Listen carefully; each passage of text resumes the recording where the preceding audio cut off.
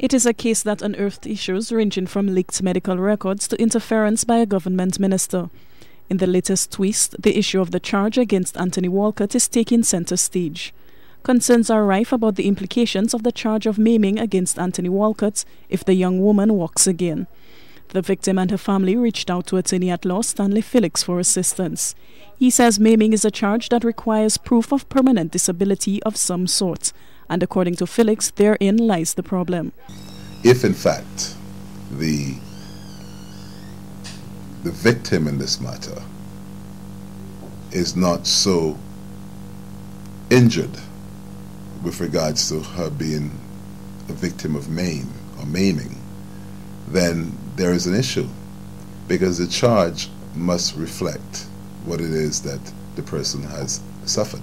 If the medical report reflects that she did not suffer any maiming, then it would be difficult to prove a charge of maiming.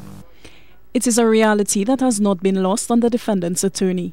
When Walcott appeared in court about 2 weeks ago, his lawyer appealed for full disclosure from the prosecution.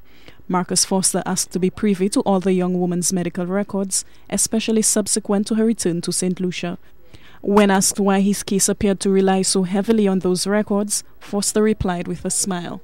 I was trying to get an order from the magistrate so we would be sufficiently prepared by the date of the sufficiency hearing, but she felt that she should keep within the letter of the new rules, and I didn't think it would have been something that would have really breached the rules.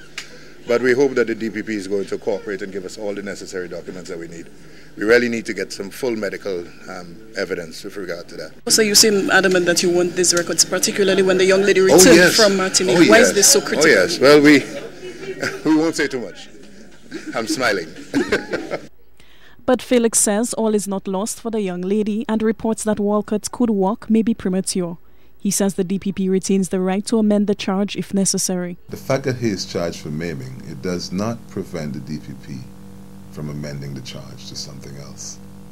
So it's not a totally lost situation. But one would typically depend on the evidence that they have. In that case, I am not sure. I do not think that there was any medical evidence to support the charge of maiming.